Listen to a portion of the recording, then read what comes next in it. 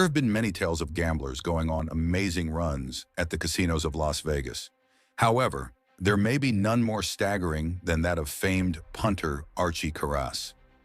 As a kid, Archie wanted to help his family. The best way he felt he could do that was to bring in some extra money by hustling the kids in the playground. He would regularly bet on games of marbles, where he would usually come out on top. Karas was born on the Greek island of Kefalonia. He wasn't from a wealthy family, and his father worked in construction. His relationship with his father was always strained, and their financial situation didn't help. As their financial situation worsened, Karas' relationship with his father deteriorated to the point that it became violent. It was around then he decided that he wanted more from his life. Karas made the decision to leave home and set his sights on the USA. It took Karas 2 years working as a waiter on a ship for him to save up enough money to be able to move to the US. He landed in Portland, Oregon before hitchhiking to Los Angeles. He took another job as a waiter and worked right next door to a bowling alley. That was where his career in gambling really got started. Out the back of the bowling alley, there was a poker room and some pool tables. Both of these games were new to Archie, but it didn't take long for him to start finding an edge at both. He began spending hours there, honing his skills and hustling the other locals. During this period, Karas had some decent runs, both up and down. He was ultimately unsuccessful, ending his stint with $50 in his pocket. Despite this lack of money, he had learned the ropes and was ready to take his skills to the next level, and that meant Las Vegas. Karas' first lucky break came when he ran into a friend and organized a $10,000 loan, which set him on his way.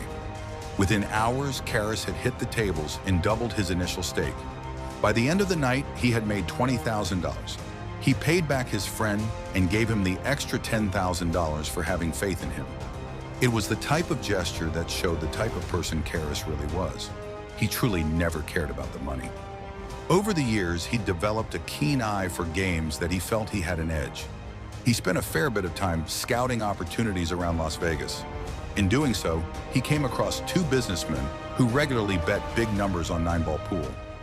Karas challenged them to a game at stakes of $5,000. They ended up playing against each other for the next 2.5 months, with the stakes getting as high as $40,000 per game.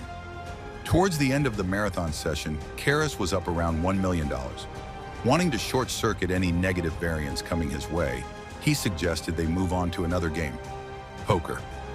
Karas was an all-around hustler. However, poker was the game in which he shone the brightest. He had honed his skills in the back room of the bowling alley and wasn't afraid to take on anyone, including world champions. Karas continued his battle with the 2 businessmen at the poker table and again got the better of them. The stakes were into the millions when they finally walked away. His big run was starting to get attention, with many feeling the virtual unknown was just lucky. As a result, there was no shortage of big-name poker players ready to step in and try and take some money from him. The first was Stu Ungar, a famed gambler in Las Vegas. He battled Karas and ended up losing around $1 million before walked away. Next in line was another big name, Chip Reese. He too fared poorly and coughed up around $2 million to Karas. The run continued and the big-name opponents kept on stepping up to play him.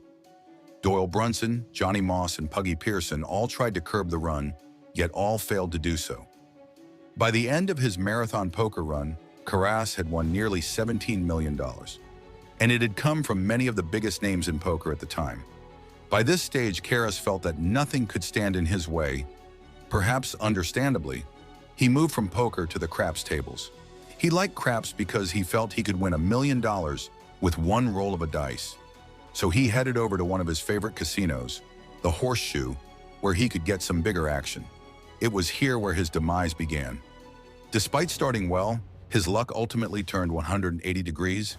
He managed to lose around $11 million playing craps in a short period of time, giving back much of his poker winnings. Karas then tried to stem the bleeding by returning to scene of his winnings, the poker table. He took on champion player Chip Reese, but this time Reese got the better of him and won around $1 million. The final nail in Karas' coffin came when he tried his luck at Baccarat and lost it all. Over the course of his massive run, it's said that Karas won and then lost $40 million. It's one of the most famed stories in gambling history. Karas has had a controversial gambling career outside of his fame run as well. He did in fact win 6 gold bracelets in the World Series of Poker, which goes to show you that he was a highly skilled poker player. His career came to an end when he was banned from Vegas casinos over a number of scandals, including marking cards, that ultimately found him on the infamous Nevada blacklist, never to set foot in a casino again.